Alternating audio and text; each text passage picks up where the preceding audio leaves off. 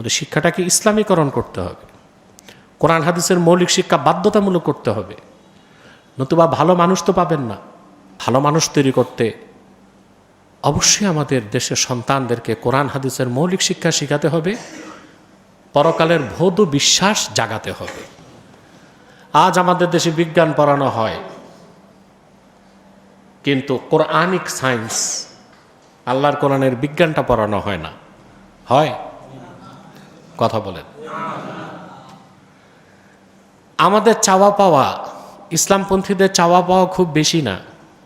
আমাদের চাওয়া পাওয়া হচ্ছে শিক্ষাটাকে ইসলামাইজেশন করা হোক। কি? ইসলামীকরণ। ইসলামীকরণের মানে কি শুধু কোরআন হাদিস পড়ব, বিজ্ঞান দর্শন ভূগোল বাদ? না। ইসলামীকরণের অর্থ হচ্ছে, আপনাকে আমি একটা উদাহরণ দিচ্ছি। বিজ্ঞানের সকল শাখা প্রশাখার জনক হচ্ছে মুসলিমগণ। কারা? চিকিৎসা বিজ্ঞানের জনকের নাম বলতে পারবেন? না, এটা ভুল তথ্য। আবুল কাসেম জাহরাউই, কিনা? আজ থেকে 800 বছর আগে তিনি চিকিৎসা শাস্ত্রের উপর বই লিখেছেন, 30 খণ্ড। কত খণ্ড? 30 খণ্ডের বই। আমি তার কয়েকটা পৃষ্ঠা পড়তে পেয়েছি, পুরা বই তো আর পাই নাই। অবাক করা বিষয়, আবুল কাসেম জাহরাউই চিকিৎসা বিজ্ঞানের বিভিন্ন তথ্য ব্যাখ্যা করছেন। শুরু করছেন অধ্যায় বিসমিল্লাহির রহমানির রহিম দিয়ে, শেষ করছেন আল্লাহু আ'লামু বিস-সাওয়াব, সঠিকটা আল্লাহই জানেন। তা আমাদের দেশে যারা মেডিকেল সায়েন্স পড়ে, ওদেরকে পড়ানো হয় যে চিকিৎসা বিজ্ঞানের জনক একজন মুসলিম? কথা বলেন। পশ্চিমা দুনিয়া মেনে স্বীকার করে নিচ্ছে চিকিৎসা শাস্ত্রের জনক আবুল কাসেম জাহরাউই। 800 বছর আগে তিনি মেডিকেল ইকুইপমেন্ট তৈরি করছেন 250, দাঁত উঠাবার যন্ত্র বানাইছেন 250। কত? আজও অত্যাধুনিক ডেন্টিস্টরা দাঁত তোলার ক্ষেত্রে তার সেই যন্ত্রগুলোর অনুকরণ করে থাকে। Aviation science, plane, helicopter, rocket, এগুলোর জনককে বলতে পারেন? আব্বাস বিন ফিরনাস, কি নাম? তিনি একজন মুহাদ্দিস, মুফাসসির, বিজ্ঞানী, স্পেনে ছিলেন। তিনি এই প্রায় 900 বছর আগে স্পেনে পাহাড়ের চূড়া থেকে ডানা তৈরি করে 26 সেকেন্ড গ্ল্যান্ডিং করে আকাশে ভেসেছেন। তাহলে আকাশে উড়ার এই তত্ত্ব পরীক্ষা অমুসলিমদের না মুসলিমদের? আব্বাস বিন ফিরনাস, তিনি হচ্ছেন এভিয়েশন বিদ্যার জনক। এখন আমাদের দেশে যারা এভিয়েশন পড়তেছে তাদেরকে কি এটা জানানো হয়? কথা বলেন। শিক্ষা কি ইসলামীকরণের উদ্দেশ্য কি? শিক্ষার ইতিহাস কি তা শিখাতে হবে, জনককে পরিচয় দিতে হবে। তখন মুসলমানের বুকটা গর্বে ভরে যাবে, সবটা আমাদেরই আবিষ্কার। ঠিক কিনা? মানব জাতির কল্যাণে সকল আবিষ্কার মুসলমানের, আর মানব জাতির অকল্যাণে যত আবিষ্কার, ডেডলিস্ট উইপন, বড় বড় মারণাস্ত্র, একটাও মুসলমান বানায়নি, সব বানিয়েছে কাফের বেঈমান। এটা জানেন? মিসাইল কোন মুসলমান আবিষ্কার করছে? ডিনামাইট আলফ্রেড নোবেল, ইহুদি, সে তার টাকাটা ট্রাস্ট করে দিছে, ওইটাই নোবেল পুরস্কার। কোনো মুসলমানের উচিত না নোবেল নেওয়া, এটা কোনো গর্বের বিষয় না। মানুষের রক্তের উপর এই নোবেল পুরস্কার অস্তিত্ব লাভ করছে। পৃথিবীর মাস ডিস্ট্রাকটিভ ডেডলিস্ট উইপন অ্যাটম বোমা, ঠিক না?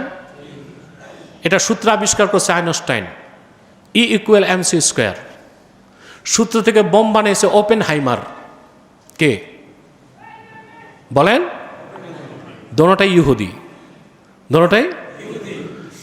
মানুষের কল্যাণে, মানবতার কল্যাণে যত আবিষ্কার সব মুসলমানের, আর যত মানুষকে ধ্বংসের অস্ত্র বানাইছে বেদিন বেঈমান, কিন্তু চোরের মার বড় গলা। ওরাই আমাদেরকে বলে সন্ত্রাসী। আসল সন্ত্রাসী কারা দেখতেছেন না? ইরান ইসরায়েল যুদ্ধে দেখতেছেন।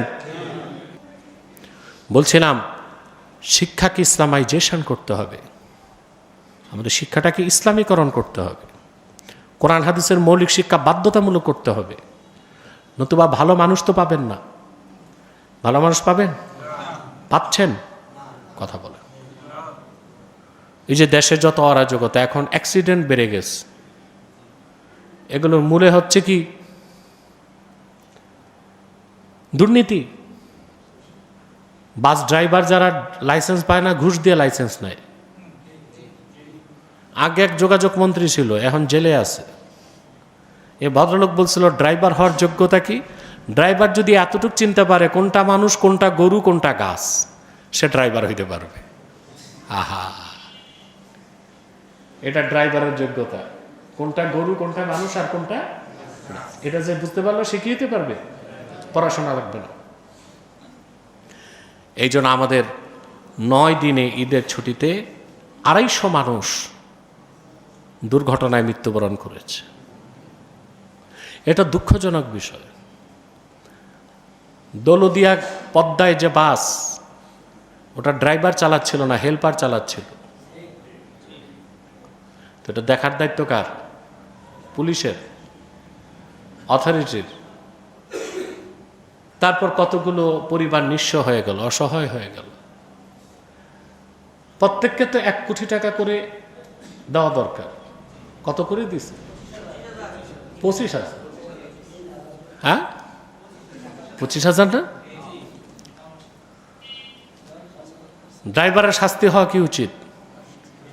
মৃত্যুদণ্ড। এটাও করা যাবে না। তখন শ্রমিকরা আবার আন্দোলনে নামবে, ড্রাইভার আন্দোলনে নামবে। যত অরাজকতা, সহিংসতা, অসংলগ্নতা, সবকিছুর মূলে দুর্নীতি। আর দুর্নীতি করে দুর্নীতিবাজ। পরকালের বোধ বিশ্বাস যার নাই, আল্লাহর সামনে দাঁড়ায় জবাব দিতে হবে, বিশ্বাস যার নাই, তারই তো দুর্নীতি করে। ঠিক কিনা বলেন? এর জন্য ব্যক্তিও দায়ী, রাষ্ট্রও দায়ী। ব্যক্তিও দায়ী, সিস্টেম দায়ী। বলবেন কেন? আমাদের দেশে সবচেয়ে কম বেতন আর 2 পয়সার মূল্য নাই প্রাইমারি স্কুলের শিক্ষকদের। এদের যে বেতন দেওয়া হয়, এই বেতন তাদের চলে না। তখন গ্রাম দেশের প্রাইমারি স্কুলে 2 ঘন্টা পড়ায় আর 4 ঘন্টা গরু দিয়ে হাল চাষ করে। হাসলেন কেন? বাস্তবতা। আপনি যে শিক্ষক ক্লাসে পাবেন না, খোঁজ নিয়ে দেখবেন খেতে আছে, থাকবে কই? পৃথিবীর কল্যাণ রাষ্ট্রগুলোতে প্রাইমারি স্কুলের শিক্ষকের বেতন সবচেয়ে বেশি, কারণ ওখানে মানুষ তৈরির কারিগর তারা, তাদের শ্রম মেহনত বেশি। আর আপনারা তো জানেন প্রাইমারি স্কুলে বাচ্চারা যে অত্যাচার করে শিক্ষকের উপর, বকরি যেমন 30টা 30 দিক দৌড়ায়, ছাত্রগুলো এরকম দৌড়াদৌড়ি করে। এজন্য মেডিকেল সায়েন্সের মধ্যে প্রাইমারি স্কুলে যে 30 বছর চাকরি করছে, সে বিনা সার্টিফিকেটে অর্ধেক পাগল। এত শ্রম, এত মেহনত, বেতন কত? বাজারের টাকা হয় না। তো দুর্নীতি হচ্ছে কি না? বাংলাদেশের সবচেয়ে লোভনীয় সরকারি চাকরি উচ্চপদস্থ কর্মকর্তা, সচিব। ঠিক না? দেশ তো চলে ব্যুরোক্রেসিতে, সচিবরাই তো মূল। কথা বলেন। তো সচিবের বেতন কত? স্কেল হচ্ছে 78,000 টাকা, সব কিছু মিলে 1 লক্ষ টাকা। একজন সচিব অনার্স মাস্টার্স পাশ করার পর কত রাত দিন জেগে বিসিএস পাশ করল? হ্যাঁ, কথা বলেন। তারপর তার চাকরি মোটে UNO, TNO, magistrate, ADC, ADM, তারপর ডিসি, তারপর উপসচিব, চুলদারি পাকসে পরে সচিব। তখন তার বেতন 1 লাখ টাকা। ও তো চাকরি নিয়ে তোর বাবার 1 বিঘা জায়গা বেচছে 30 লাখ টাকা। তো বেতনের টাকায় তোর বাবার সম্পত্তির টাকা কামাই করতে 30 বছর লাগবে। ঘুষ খাবে কিনা? দায়িত্ব সরকার, সিস্টেম। আমার দেশে এক একজন সচিবের বেতন হওয়া উচিত মাসে 10 লক্ষ টাকা। আর আইন হবে সচিব যদি ঘুষ খায় তার মৃত্যুদণ্ড। দুর্নীতি থাকবে? থাকবে না তো। আপনাকে সব জায়গায় ইনসাফ করতে হবে। কোরআন সুন্নাহর আইন ছাড়া এরকম সিস্টেম, সমাজ, রাষ্ট্র কল্পনা করা যায় না।